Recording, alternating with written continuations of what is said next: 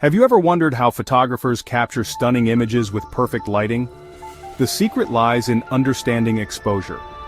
In simple terms, exposure is the amount of light that reaches your camera's sensor. It determines whether your photo will be bright or dark, clear or blurry. A well-exposed image showcases vibrant colors, crisp details, and realistic lighting. On the other hand, an underexposed image appears too dark, losing vital details in the shadows. Conversely, an overexposed image looks excessively bright, washing out highlights and making it difficult to discern details in brighter areas. Getting the right exposure is like finding the perfect balance. But don't worry, mastering exposure is easier than you think. It boils down to understanding three key elements: ISO, shutter speed, and aperture. By understanding their individual roles and how they interact, you can take control of your camera and capture stunning images in any lighting condition.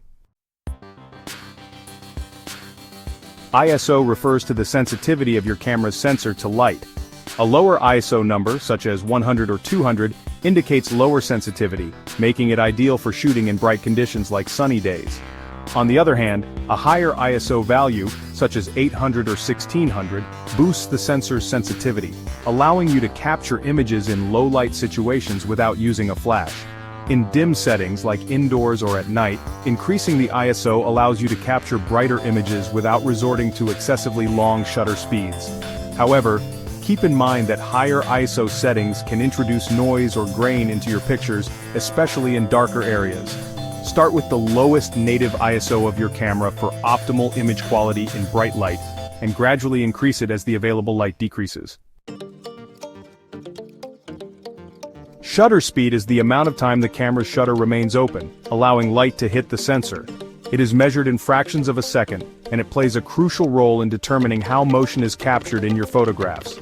A fast shutter speed, such as 1/500th of a second or faster, freezes motion, making it ideal for capturing fast-moving subjects like sports events or birds in flight. On the other hand, a slower shutter speed, like 1/30th of a second or slower, introduces motion blur, creating a sense of movement in your images. Think of shutter speed as a curtain that opens and closes to control the duration of light exposure. A fast shutter speed is like a quick blink, capturing a fleeting moment in time. It's perfect for freezing action and preventing blur. Experiment with different shutter speeds to explore its creative potential. Aperture refers to the size of the opening in your camera's lens through which light passes to reach the sensor. It is measured in f-stops, such as f2.8, f4, f5.6, and so on.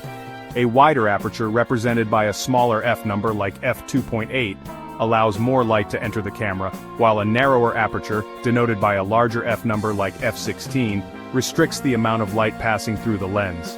Aperture plays a crucial role in controlling depth of field, which refers to the zone of acceptable sharpness in your images. A wider aperture, such as f2.8, produces a shallow depth of field, blurring the background and emphasizing the subject. Conversely, a narrower aperture, like f16, creates a larger depth of field, keeping both the foreground and background elements in sharp focus. ISO, shutter speed, and aperture form the three sides of the exposure triangle. These elements work together to control the amount of light that reaches your camera's sensor and ultimately determine the overall exposure of your image. When you adjust one element of the exposure triangle, it directly affects the other two. For example, if you increase the ISO to make your camera more sensitive to light, you can use a faster shutter speed to freeze motion, or a narrower aperture for greater depth of field. Similarly, if you want to create a shallow depth of field by using a wider aperture, you may need to decrease the ISO or increase the shutter speed to compensate for the increased amount of light entering the camera. The key to mastering exposure is to find the right balance between these three elements for every shot. Practice makes perfect when it comes to mastering the exposure triangle. With time and experience, you will develop an intuitive understanding of how to adjust ISO, shutter speed, and aperture to consistently capture stunning, well-exposed images that bring your creative vision to life.